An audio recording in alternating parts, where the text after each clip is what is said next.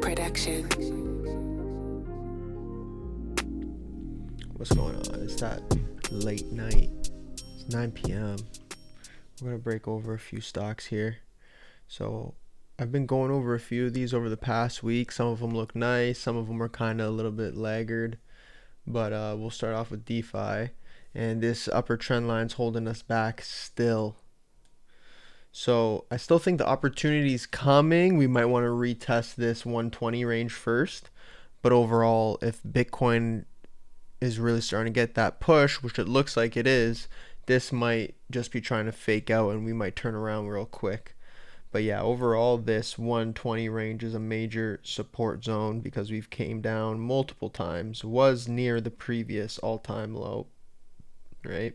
So we've had confluence around that area before. We might want to just retest that zone before we get that breakout of this trend line. So that's what I'm watching. Overall, I'm still liking the overall chart. We've got LEV going on here, so it's looking decent. We break out of this wedge, falling wedge, we create some sort of a bull flag going on, right? So we got from this bottom here, we get the push up, and now we're going sideways, which is what we want to see. It's showing that there's demand up in these levels, so we want to stay in this range, maybe play around here a little bit, so we create that right shoulder on this inverse head and shoulders. That would be beautiful to see because it shows, again, change of trend, demand picking up. And then we have these upper resistance levels, right? Clear wick right off this 1156 range. So we're going to want to hang around this zone before we get that push, right? So this zone, let's weaken it a bit. We break out. This is the next level, this $13.10 range. That's what we're going to be looking at in order to get that next leg up, right? So we got to beat this 1156 range first. LI. Now this one, again, right? Like history likes to repeat itself in this stock, it looks like. So we get that big push, long period of consolidation, big push, right? Long period of consolidation. It's the same pattern going on, just in kind of slightly different formations, right? So overall, I like it. I like it a lot. We have, again, big breakout coming in. So this is a nice solid trade, right? 37%. We get the push. We hit the breakout. We come right up into this resistance range. So over here, we've had confluence before. So it's not a surprise that we're stalling right now in this range, right? We came up here, back test, we break below, resistance, resistance, and then we follow this trend line. Now we're back up here. So we might continue because it's creating a bull flag right now again. So this is a bull flag. We're staying in this range, trading sideways. We might stay up in here, but we also might continue onward.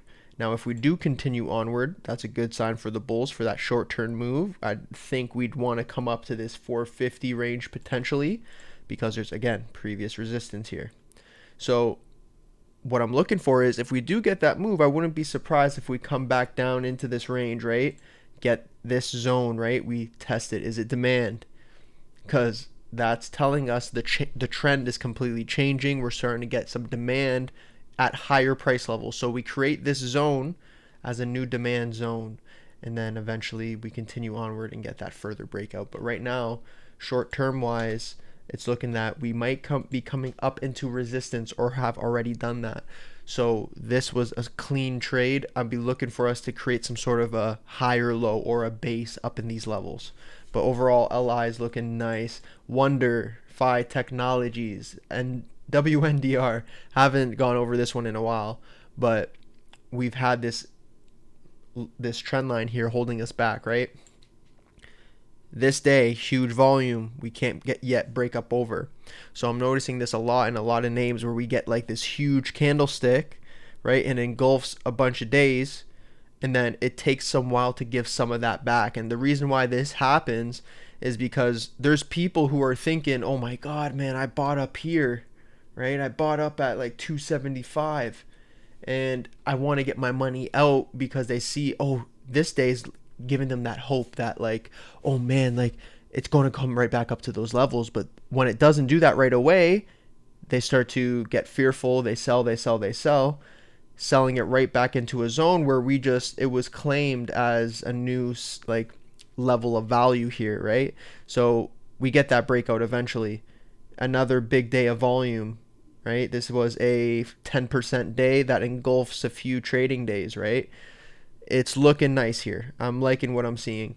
Another area that I'm looking for though, right? Because when you look left on the chart and you're looking at it over here back in January, I'm thinking, oh, we're coiling up to break up over. But now when I look at it, we have this bearish engulfing. We can't get that follow through right away, right? It's not looking too hot at these levels. This was a clear resistance.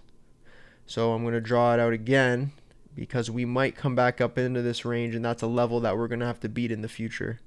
So I'm going to just draw that out. But overall, I'm paying attention to these levels here mainly. I like the stock. I like the name. What did Jellybean was hooking us up with some insider info on this one, was he not? Yeah, let's check this out. So there's a flash live news event with Kevin O'Leary. It happened on March 25th already. All right, which makes sense. Was this that the 23rd was the day we had the big spike? 25th was the Friday. But yeah, so I didn't get to watch any of that, but it looks like Kevin O'Leary's starting to go on that press releases, trying to not pump the stock, but allow investors to know about the opportunity. He's pumping the stock. So, I mean, here we go, right? We want to fill this gap. We might get something like this, right? We come up, we gap up, we just fill it real quick, create a higher low, and then we tackle this range right up here. This zone, we need to beat that. So I'm looking for that to happen sometime in the next few days, especially if Bitcoin, right? Bitcoin and Ethereum, everything's starting to look juice again. So we like that. Skills, went over this one a few times. We came right up into this zone. We filled the gap, right? We need to create a higher low. We need to. Otherwise, if this just comes flying back down to here, it might just end up continuing this mad downtrend that we got going on. But right now, we create that higher low. I'd be looking, can we hold this range, right? Can we hold that? $3, can we hold that? That's what I'm looking for. If we do, that's a good sign. Again, we do have this gap below too. We might want to come back, right? Fill this gap and then try to weaken this zone again, right? Because that's the level. This is clear. This is the level, right? This is holding us back here right now.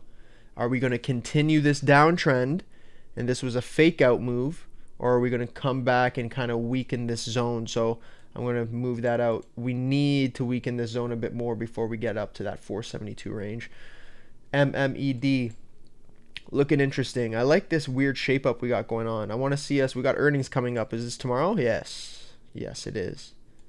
Earnings tomorrow. We beat earnings, or maybe we don't beat earnings, but we might get some sort of reaction where we get a candlestick that looks something like this, right? Whoa, we get that candlestick that's looking like, okay, there's something going on here. So I'm keeping this real on close watch because things are coiling up. We might have a double bottom pattern going on here on the weekly time frame if you check that out, right? But we need that spike in volume on the weekly. Once that spike of volume, right, the green volume comes in, it's letting us know investors, institutions are starting to get an interest in the stock again. So let's look out for that big spike in volume coming in to give us that signal. All right, it's time to go long. And then PLTR, right, we get that breakup. We fill this gap to the T. So I want to show y'all, man, the gaps are important. We pretty much come right up to it, and now we want to see, can we hold this range, right? Resistance, we break it up. We break up over it. Is it going to act as support now? We create that bull flag pattern, and we get the continuation upward. Tech starting to look interesting again. Overall markets looking interesting again. I mean, it might not be the perfect time to go long everything. I think it might. Right, long term, I think it might, but you don't know. So, I mean, manage risk. Some of these names look really interesting. The opportunity is showing itself. The bear volume is dropping lower and lower and low. Whoa, the magnet's still on. So that bear volume is dropping lower here. If you look at some of those previous names, right? That's good to see, right? The sellers we running out of the sellers. And once all the sellers run out and the buyers step in, it's easier for price to get that melt up that we've been seeing in the past from 2020 and a little bit in 2021 too. But it's been a rough few months in the market, so we need that bull market to resume. You know what I'm saying? So yeah, that's what I'm looking forward in these stocks here. Sofi. I know there's a football stadium. I forget which city it is. Damn it. Whatever. Sofi. This name, I believe, will eventually come back up to these levels. Who knows when, but right now it's doing its thing. So I'm just watching it. Right now it's in some sort of downward channel going on. So I'm paying attention. When are we going to break up out of this channel? We just had a nice earnings beat.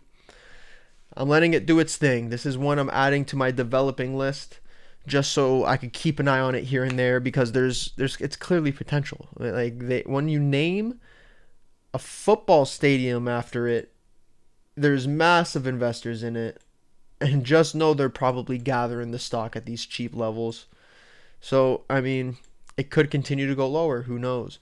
I don't think the opportunities here right now like some of the other names, but I want to keep this one on top watch. You never know, right? It's always good to keep it on the watch list. You never know. I've been doing this for a few years now, and a lot of the times you could watch a name for a few months, and then when the opportunity shows itself during like 1 week, it might be 1 week where the opportunity is finally there, and it's like if you're not paying attention that 1 week, you missed out on an incredible opportunity, right? So Sofi, that's one I'm going to keep on the watch list. So that's the weekly ticker breakdown here, guys. Peace.